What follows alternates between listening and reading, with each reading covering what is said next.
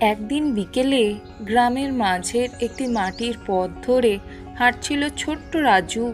ওর সাথে ছিল ওর প্রিয় বন্ধু মন্টু। দুজনেই মজা করে গল্প করতে করতে যাচ্ছিল। হঠাৎ রাজু দেখে একটি ছোট্ট মেয়ে রাস্তার পাশে বসে কাঁদছে।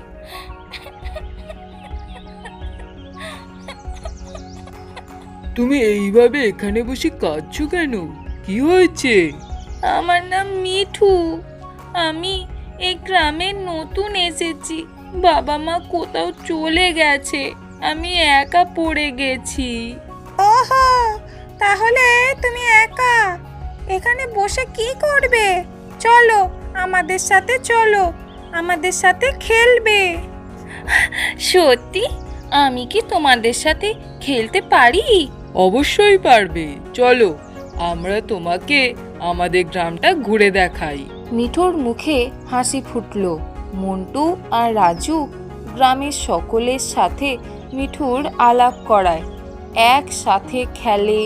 এভাবে একদিনের অতিথি হয়ে আসার মিঠু আস্তে আস্তে গ্রামের আপনজন হয়ে গেল। সন্ধে নেমে আসে।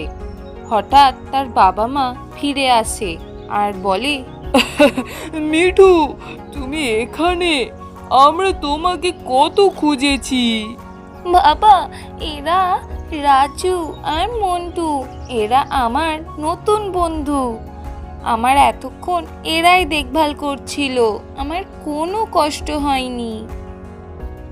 আপনার মেয়ে আমাদের সাথেই ছিল, বাচ্চারা ওর সাথে ভালো সময় কাটিয়েছে।